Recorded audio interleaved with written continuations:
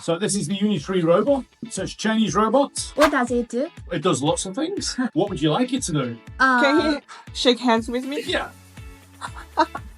Really? Wow. So right there, it won't crash into you, I promise. It stops. Whoa! It's like a real dog. It's a very happy robot. Avoidance. We can also do the cross step, which is Exit obstacle Wow. avoidance. where it's balancing on front right and back left, which is really difficult for a real dog. But even better, it can still walk. As we can see in the counseling campus, there are a lot of equipment for students to use. So could you please show us what does these equipment do for our robotic students? Okay, the idea with this is, if you can see, each table is separate, okay? And it plugs in for the 240 volt plug. So it's a simple, wherever this can go to in the world, we can plug it in and we can start running. It's the first one in the country when we got it earlier in the year. It's electromagnetic, so it floats. So you can see it floats, yeah? So the idea is, Wow. this is a smart conveyor.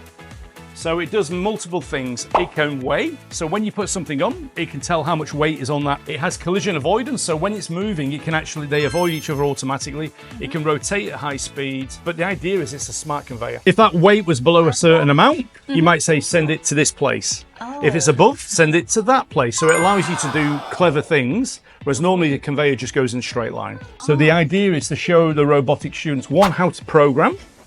That's the important bit, is how to use cobots and robotics, but more importantly is how to apply it to make money, to make value. Yeah, that's it. Because without value, it's just a piece of equipment that we've bought. So these robots, the fact we can move them, I can move that table to anywhere in the country. I can plug it in and we can use it and start to do things. So it's fully flexible. Traditional industrial robots are fixed. You put them in, they have a big guard and it makes things like in a car production line, but it never moves. It stays there, it's fixed, and it only does one thing. Yeah. Here we're showing how we can make multiple things. We can be flexible, we can make torches, we can make anything we want. This here, for instance, was a project where we had, at Christmas, we'd have 10 people who would take an order and they would have to pack bottles of wine. Yeah. So you might say, I want a red one and a white one. Type A, type B. I would go to a rack, type A, and I put them in a box, put the lid on. Those people are very expensive and hard to find. The idea of this robot was simple. We had the pick face where we had all the different types.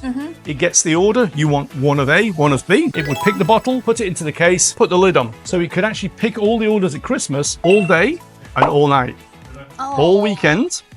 But after Christmas, when there was no need for it, Yeah. we can move it and use it for something else. Oh. So we can make wine at Christmas and we can make torches at Easter. It will reduce the human cost greatly, right? Absolutely.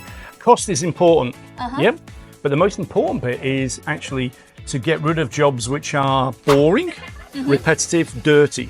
So nobody likes to do a boring job Yeah. where we stand there all day. Yeah. One, it's boring. But two, it's actually dangerous. Yeah. Because after a while you get sore shoulders and it's expensive. So the idea is the robot can work all day, all night. And like a human, if we want to do something different, we reprogram it. So this room with the robotics is not purely about robotics. It's about robotics and how to create value with robotics. Does that make sense? Yeah. Because that's the important bit. That's the bit we really, we need to really push. We don't have to do really fancy things with a robot. Yeah. We need to do boring things.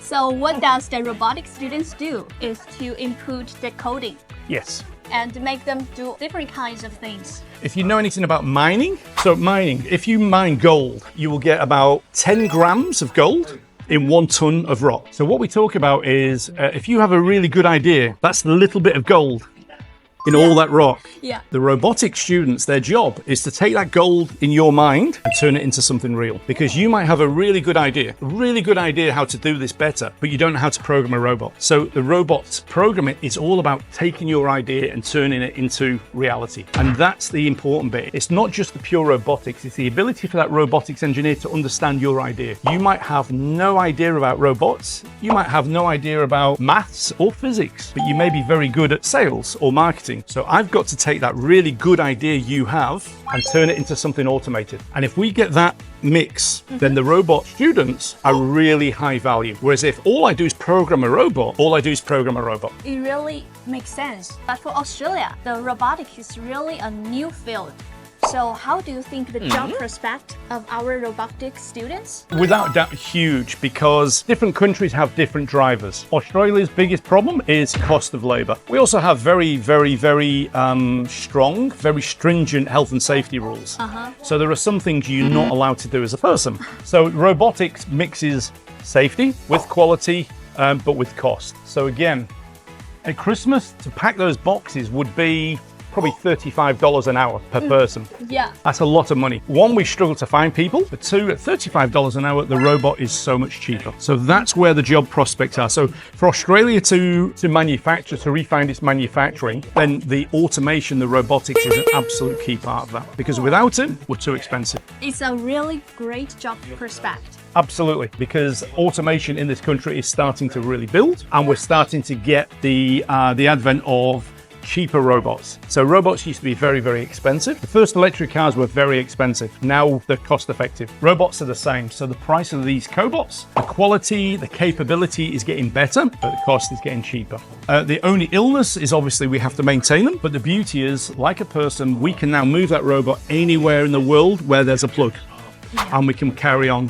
So we have full flexibility. So that's where the future is for students. Automation is in this country. We have a productivity issue. Automation will be the main part of making Australian manufacturing productive.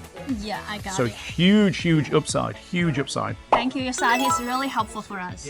Thank you. 好啦，娜娜学姐刚刚已经采访完了弗林德斯大学机器相关课程的老师们，那么也给我们展示了里面的一些仪器啊、设备啊。弗林德斯开设的机器相关的一些课程，有包括本硕连读课程。这个本硕连读呢是总共5年学制，同样呢也有单独的本科和硕士课程。但是呢，它的硕士课程不是叫 Master of Robotics， 它是在工程学院下面的一个小方向。现在这个专业在澳洲应用的范围真的是非常广泛了。那我现在所在这个 Townsley 校区呢，也有非常多的公司，比如说特斯拉等等这些民企，那大家也有机会去到这些地方去进行实习的。好啦，如果说大家想要申请这个专业，欢迎联系到我哟，咱们下期再见，拜拜。